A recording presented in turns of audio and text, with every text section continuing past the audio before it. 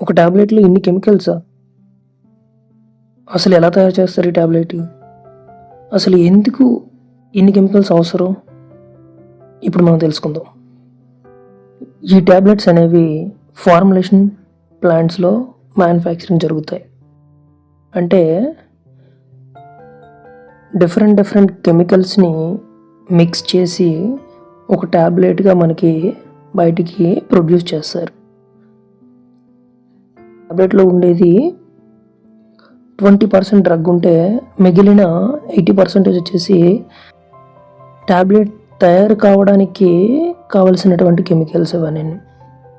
వాటి వల్ల ఏం ఉపయోగం ఉండదు, కానీ ఆ టాబ్లెట్తో పాటు మనం కూడా తీసుకుంటాం. అందులో 20% డ్రగ్ అనేది మన బాడీలో థెరపటిక్ యాక్షన్ అనేది చూపిస్తుంది. అంటే మన ఏదైతే దేని పర్పస్ అయితే మనం వాడుతున్నామో దాని మీద అది ఎఫెక్టివ్ చూపిస్తుంది. దాన్నే మన యాక్టివ్ డ్రగ్ అంటారు. అది ఏపీఐ యాక్టివ్ ఫార్మాస్యూటికల్ ఇంగ్రీడియంట్. దాంతో పాటుగా బైండర్స్ అని, ఫిల్లర్స్ అని,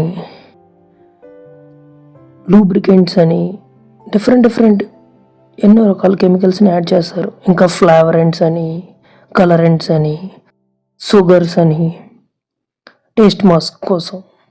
కొన్ని టాబ్లెట్స్ మనం తీసుకునేటప్పుడు చేదుగా ఉంటుంది కదా, దాన్ని కవర్ చేయడానికి మనం షుగర్స్ వాడతారు, అంటే టేస్ట్ మాస్కర్స్. ఇవన్నీ కూడాను టాబ్లెటింగ్ మ్యానుఫ్యాక్చరింగ్ ప్రాసెస్లో ఒక భాగం.